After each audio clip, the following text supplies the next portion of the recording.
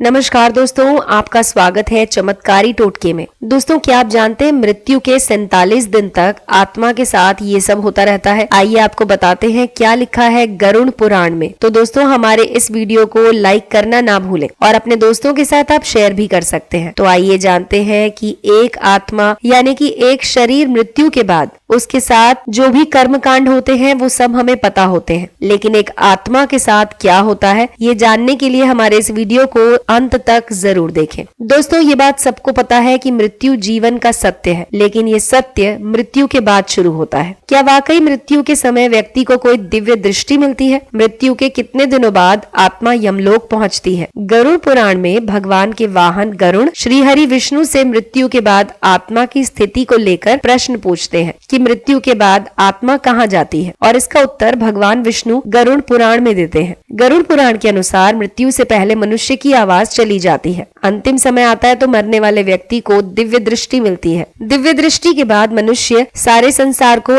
एक रूप में देखने लगता है। उसकी सारी इंद्रियां शिथिल हो जाती हैं। गरुड़ पुराण के अनुसार मृत्यु के समय 2 यमदूत आते हैं। उनके भय से अंगूठे के बराबर जीव हाहा की आवाज करते हुए शरीर से बाहर निकलता है। यमराज के दूत जीवात्मा के गले में पाश बांधकर उसे यमलोक ले जाते हैं। इसके बाद जीव का सूक्ष्म शरीर यमदूतों से डरता हुआ आगे बढ़ता है। मृत्यु का रास्ता अंधेरा और गर्म बालू से भरा होता है। यमलोक पहुंचने पर पापी जीव को यातना देने के बाद यमराज के कहने पर उसे आकाश मार्ग से घर छोड़ दिया जाता है। घर आकर वो जीवात्मा अपने शरीर में फिर से घुसना चाहती है, लेकिन यमदूत के पाश से मुक्त नहीं हो पाती। पिंडदान के बाद भी वो जीवात्मा तृप्त नहीं हो पाती। इस तरह भूख प्यास से बेचैन आत्मा यमलोक आती है। जब तक उस आत्मा के वंशज उसका पिंडदान नहीं करते, वो आत्मा दुखी होकर घूमती है। काफी समय यातना भोगने के बाद उसे विभिन्न योनियों में नया शरीर मिलता है। मनुष्य की मृत्यु के 10 दिन तक पिंडदान जरूर करना चाहिए। 10वें दिन पिंडदान से सूक्ष्म शरीर को चलने की शक्ति मिलती है। मृत्यु के 13वें दिन यमदूत उसे फिर पकड़ते हैं। इसके बाद शुरू होती है बैतरणी नदी को पार करने की यात्रा।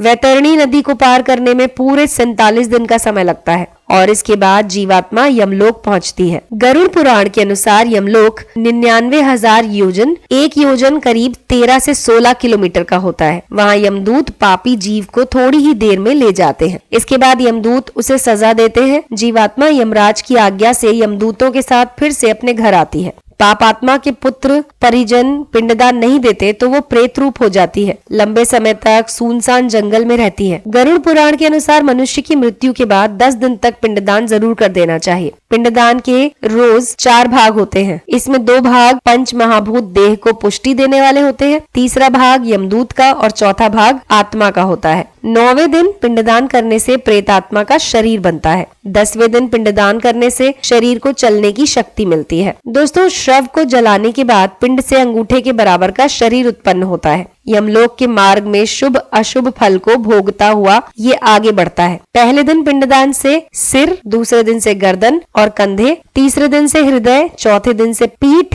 5वें दिन से नाभि, 6ठे और 7वें दिन से कमर और नीचे का भाग, 8वें दिन से पैर, 9वें और 10वें दिन से भूख प्यास उत्पन्न होती है। ऐसे पिंड शरीर को धारण कर भूख प्यास से व्याकुल प्रेत 11वें और 12वें दिन का भोजन करता है। यमदूतों द्वारा 13वें दिन आत्मा को बंदर की तरह पकड़ा जाता है। इसके बाद प्रेत भूख प्यास से तड़पता हुआ यमलोक अकेला जाता है। यमलोक तक पहुंचने का रास्ता वैतरणी नदी को छोड़कर 86,000 योजन का है। 47 दिन तक लगातार चलकर आत्मा यमलोक पहुंचती है। इस प्रकार मार्ग में 16 पुरियों को पार कर पापी जीव यमराज के घर जाता है। तो दोस्तों, आखिर क्या है गरुड़ पुराण? गरुड़ पुराण के अधिष्ठाता भगवान विष्णु है। इसमें 19,000 श्लोक हैं, लेकिन अब सिर्फ 7,000 श्लोक ही हैं। दोस्तों, गरुड़ पुराण 2 भागों में है। पहले भाग में विष्णु की भक्ति, 24 अवतार की कथा और पूजा विधि के बारे में बताया गया है। दूसरे भाग में प्रेत, कल्प और कई तरह के नरक का वर्णन है। मृत्यु के बाद मनुष्य की क्या गति होती है, उसे किन किन योनियों में जन्म लेना पड़ता है, प्रेत योनि से मुक्ति पाई जा सकती है या नहीं, श्राद्ध और पिंडदान कैसे किया जाता है, श्राद्ध के कौन कौन से तीर्थ है, मोक्ष कैसे मिलता है, इस बारे में विस्तार से वर्णन है। और आपको बता दें, महर्षि कश्यप के पुत्र पक्षीराज गरुड़ भगवान विष्णु के वाहन है। एक बार गरुड़ ने भगवान विष्णु से मृत्यु के बाद जीवात्मा की स्थिति के बारे में प्रश्न किया था। तब विष्णु जी ने मृत्यु के बाद की जीवात्मा की गति के बारे में गरुड़ को बताया। इसीलिए इसका नाम गरुड़ पुराण पड़ा। गरुड़ पुराण की शुरुआत में सृष्टि के बनने की कहानी है। इसके बाद सूर्य की पूजा की विधि, दीक्षा विधि, श्राद्ध पूजा, नवव्यूह की पूजा विधियों के बारे में बताया गया है। साथ ही साथ भक्ति, ज्ञान, वैराग्य, सदाचार, निष्काम कर्म की महिमा बताई गई है। श्राद्ध के दौरान गरुड़ पुराण के पाठ से आत्मा को मुक्ति और मोक्ष मिलती है। इसीलिए श्राद्ध के 15 दिनों में जगह जगह गरुड़ पुराण के पाठ का आयोजन होता है। अपने पितरों और पूर्वजों को मुक्ति दिलाने के लिए गरुड़ पुराण जरूर पढ़ें। तो दोस्तों, ये तो थी कथा आत्मा की मुक्ति और 47 दिनों की यात्रा की। अगर आपको ये वीडियो पसंद आया हो तो इसे लाइक करें और अपने दोस्तों के साथ शेयर करें।